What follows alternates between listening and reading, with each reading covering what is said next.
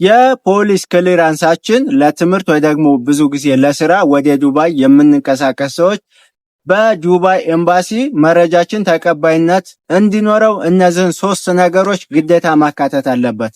ሂዳችሁ ስታመለክቱ ወይ ደግሞ መረጃችሁን ይዛችሁ ስትቀርቡ የዱባይ ኤምባሲ ላይ ስትደርሱ መኖር ያለበት 3 መረጃዎችን ይዤላችሁ መጥቻለሁ። እናንተ ቤቱን ሰብስክራይብ እንዲሁም ደግሞ ላይክ በማድረግ ሐሳብ አስተያየታችሁ፣ ጥያቄያችሁን ኮሜንት ላይ ያስቀምጡልኝ።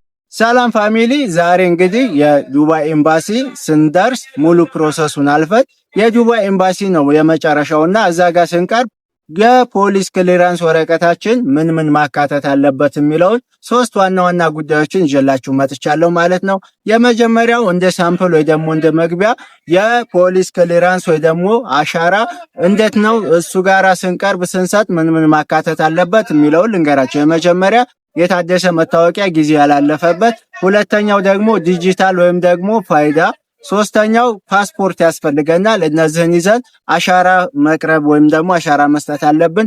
እሱን ከሰጠን በኋላ የሆነ ቁጥር ይሰጠናል። አሁን ላይ ኦንላይን ስለሆነ ማለት ነው። ያንን ቁጥር ለኤጀንሲ እንሰጣለን ማለት ነው። ኤጀንሲያችን እንደገና ወደ ስቴፑን እሱ ያስጀምርልናል። ስለዚህ ያ ስቴፕ ምንድነው? በመጀመሪያ የሚሆነው ፌዴራል ፖሊስ ጋራ ነው ቀጠሮ የሚያስይዝላችሁ ኦንላይን።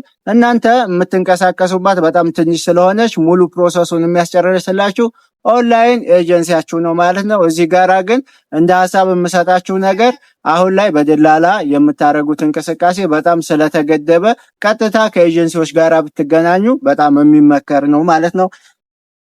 እንግዲህ የዱባይ ኤምባሲ ስትገቡ የሚያስፈልጉ ሰነዶች አሉ። ወይም ደግሞ አውተንቲኬት ለመደረግ ተቀባይነት ለማግኘት የዱባይ ኤምባሲ ማንኛውንም ወረቀት ወይ ደግሞ ከፖሊስ የተሰጣችሁትን ወረቀት ተቀብሎ አውተንቲኬት አያደርግም። ማለፍ ያለባቸው ፕሮሰሶች አሉ። እነሱ ፕሮሰሶች ምን እንደሆኑ ልንገራችሁ ይፈልጋል። ህጋዊ ሰነድ መሆኑን በደንብ ማጣራት ስለሚፈልግ ወረቀቱን ከሰጣችሁ በኋላ ከ3 እስከ 5 ወይም ደግሞ እስከ 7 ቀን የሚፈጅ ጊዜ ይሰጣል ማለት ነው። ያ የሚሆንበት ምክንያት ምንድነው? ህጋዊነቱን ለማረጋገጥ ሙሉ ፕሮሰሱን ያለፈበትን ስቴፕ ማየት ስለሚፈልግ ነው ማለት ነው። ስለዚህ የመጀመሪያው ምንድነው? የውጭ ጉዳይ ሚኒስቴር ወይም ደግሞ ሞፋ በሱ በኩል ያለፈ መሆኑን ማረጋገጥ ይፈልጋል። በሱ በኩል ማለፉን በምን ይታወቃል? የውጭ ጉዳይ ሚኒስቴር ከፖሊስ ቅድም ነግሬያችኋለሁ። ከቀበሌ ካለፋችሁ ወይም ደግሞ ከወረዳ ካለፋችሁ በኋላ አሻራ ከሰጣችሁ ለኤጀንሲያችሁ ትሰጣላችሁ። ኤጀንሲያችሁ እንደገና ለፌዴራል ፖሊስ ኦንላይን ያስይዝላችኋል ቀጠሮ። የፌዴራል ፖሊስ እንደገና የእናንተን ህጋዊ ሰነድ ሙሉ መርምሮ ህጋዊ መሆኑን ካረጋገጠ በኋላ ወደ ውጭ ጉዳይ ሚኒስቴር ያልፋል ማለት ነው። ስለዚህ የውጭ ጉዳይ ሚኒስቴር የእናንተን ህጋዊነት ወይም ደግሞ የኢትዮጵያዊ ኗሪ መሆናችሁን ህጋዊ መሆናችሁ ምንም ወንጀል እንዳልሰራችሁ ካረጋገጠ በኋላ ማህተም መጥቶ ያንን ወረቀት ለእናንተ ወይም ደግሞ ለኤጀንሲያችሁ ይሰጣል ማለት ነው። ከዛ በኋላ ሰነዱ ደግሞ ትክክለኛ የሀገሪቱ ሰነድ መሆኑን በማህተም ያረጋግጥላችኋል የውጭ ጉዳይ ሚኒስቴር ማለት ነው። ስለዚህ የውጭ ጉዳይ ሚኒስቴር ስታቀርቡ የሚያስፈልገው ሰነድ ያለ እሱም ጋራ ወይም ደግሞ መካተት ያለበት ጉዳይ አለ። የመጀመሪያው የተጓዡ የፖሊስ ክሊራንስ ወይም ደግሞ የእናንተ የፖሊስ ክሊራንስ የውጭ ጉዳይ ሚኒስቴር ጋራ ይደርሳል ማለት ነው በኦንላይን። ከዛ በኋላ እንደአስፈላጊነቱ የፓስፖርታችሁ የአገልግሎት ክፍያ ጋራ የአገልግሎት ክፍያ ይጠየቃል። ይህ የአገልግሎት ክፍያ አሁን ላይ በጣም መጠኑ ከፍ እያለ እንደሆነ ይነገራል። ነገር ግን ደግሞ ኤጀንሲዎች በጣም ከፍ ያለ አይሆንም። አሁን ላይ በጣም ብዙ ክፍያ እየጠየቁ ያሉት ኤጀንሲዎች ናቸው ማለት ነው። ስለዚህ እዚህ ጋራ እነዚህን 3 ነገሮች ካሟላችሁ የውጭ ጉዳይ ሚኒስቴር ወይም ደግሞ ሞፋ ምን ያደርግላችኋል? ህጋዊነታችሁን በቀላሉ ያረጋግጥላችኋል ማለት ነው። ሁለተኛው የዱባይ ኤምባሲ ነው። እዚህ ጋራ እኔ በደንብ ልሰራበት ያሰብኩት ዋናው ሐሳብ ነው ማለት ነው። የዱባይ ኤምባሲ እናንተን ህጋዊ ወይ ደግሞ ከወንጀል ነፃ መሆናችሁን የሚያረጋግጥላችሁ በእነዚህ ጉዳይ ነው ማለት ነው። ቅድም እንደነገርኳችሁ ስቴፑን ከቀበሌ ጀምራችሁ ሄዳችሁት ስቴፕ የት ይደርሳል ብያችኋለሁ። የፌዴራል ፖሊስ፣ ከፌዴራል ፖሊስ እንደገና የውጭ ጉዳይ ሚኒስቴር እሱ ጋራ ወይም ደግሞ ሞፋ ያረጋግጥላችኋል ማለት ነው። እሱ ያረጋገጠላችሁ በሱ ማህተም ያረፈበት ከወንጀል ነፃ የሆናችሁ መሆናችሁ የተረጋገጠበት ወረቀት ቀጥ ብሎ የዱባይ ኤምባሲ ይገባል ማለት ነው።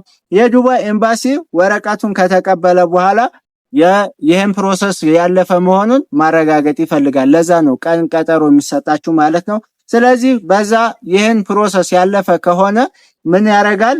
የእሱም ማህተብ ይመታና እሱን ከወንጀል ነፃ መሆናችንና ዱባይ ሄደን ለስራ መንቀሳቀስ እንደምንችል ፍቃድ ይሰጣል ማለት ነው። ስለዚህ እዚህ ጋራ ግን ምን ማሟላት አለበት ነው? እዚች ጋራ የመጀመሪያው የፖሊስ ክሊራንሳችን የዱባይ ኤምባሲ ይዘን የቀረብነው የፖሊስ ክሊራንሳችን በውጭ ጉዳይ ሚኒስቴር ወይም ደግሞ በሞፋ ማህተም የተረጋገጠ መሆን አለበት። አሁን ላይ ኪውአር ኮድ ያስፈልጋል በአሁኑ ጊዜ ማለት ነው። ኪውአር ኮድ የሌለው ወረቀት ዱባይ ኤምባሲ ላይ መቅረብ አይችልም። ሁለተኛ ከፖሊስ ክሊራንሳችሁ ቀጥሎ መቅረብ ያለበት ህጋዊ የሆነ ትክክለኛ የተጓዡ ወይም ደግሞ የሚጓዘው ሰው አካል ፓስፖርት ያስፈልጋል። ስለዚህ እሱ አብሮ መቅረብ መቻል አለበት። ሶስተኛው ደግሞ የኤምባሲ አገልግሎት ክፍያ ነው። ካሁን በፊት አዲስ አበባ ላይ በነበረው ቀጠሮ አሰጣጥ መሰረት እስከ 15000 ብር ይከፈል ነበረ። አሁንም ላይ 15000 ብር እየተከፈለ እንዳለ መረጃዎች ይነገራል። ነገር ግን እንደ ምንዛሬው ከፍ ዝቅ ሊል ስለሚችል ኦልሞስት እስከ 20000 ሊደርስ ይችላል። ስለዚህ የዱባይ ኤምባሲ ላይ ስትቀርቡ እነዚህ 3 መረጃዎችን ይዛችሁ መቅረብ አለባችሁ። የአገልግሎት ክፍያ ደረሰኝ ነው። ቀጥታ ላትከፍሉ ትችላላችሁ። ስለዚህ ኦንላይንም ከፍላችሁ ከሆነ በቴሌ ብር ወይ በሲቢኢ ብር፣ ስለዚህ በባንክ ቤትም ከሆነ ግዴታ ደረሰኝ አብራችሁ መያዝ ይኖርባችኋል ማለት ነው። ስለዚህ የእናንተ ሰነድ እነዚህን ማካተት መቻል አለበት። ሌላው የዱባይ ኤምባሲ የሚፈለገው ስትገቡ ደግሞ እዛ ጋራ ድንገት ሰው እነዚህን ፕሮሰሶች አሟልቶ እዛ ቢሮ ሲገባ ማሟላት ያለበት ሌላ ጉዳይ ምንድነው? የፎቶ ኮፒዎች ዝግጅት ነው። እዚህ ጋራ የፎቶ ኮፒ በውጭ ጉዳይ ሚኒስቴር የተረጋገጠው የፖሊስ ክሊራንሳችን እሱ ኮፒ ያስፈልገናል። ቢያንስ 2 ኮፒ አድርገን መያዝ መቻል አለብን። ሌላው ደግሞ የተጓዡ የፓስፖርት እሱ ራሱ 1 ወይ 2 እሱም እንደዚሁ ደግሞ የፓስፖርት ፎቶ ኮፒ ያስፈልጋል። ሌላው ደግሞ የከፈልንበት የደረሰኙ ኮፒ ያስፈልጋል። ስለዚህ እነዚህን አሟልታችሁ የዱባይ ኤምባሲ ላይ ብትቀርቡ በቀላሉ ፕሮሰሳችሁ የተሟላ ሆኖ ሊያልፍላችሁ ይችላል ማለት ነው። ስለዚህ እናንተ ጋራ አሁን ላይ ያላችሁበት ፕሮሰስ ምን ላይ ነው? ለዛሬ ይዤላችሁ የመጣሁት ይሄን ይመስላል። የዱባይ የፖሊስ ክሊራንስ ሙሉ መረጃ ይሄን ይመስላል። ምን ማሟላት አለበት፣ የት መሄድ ያለባችሁ የሚለውን በቀላሉ እንዲያሳይቻችኋለሁ ማለት ነው። ቤቱን ሰብስክራይብ፣ ላይክ እና ሼር ማድረግ አትርሱ። ጥያቄ ካላችሁ ኮሜንት ላይ አስቀምጡልኝ።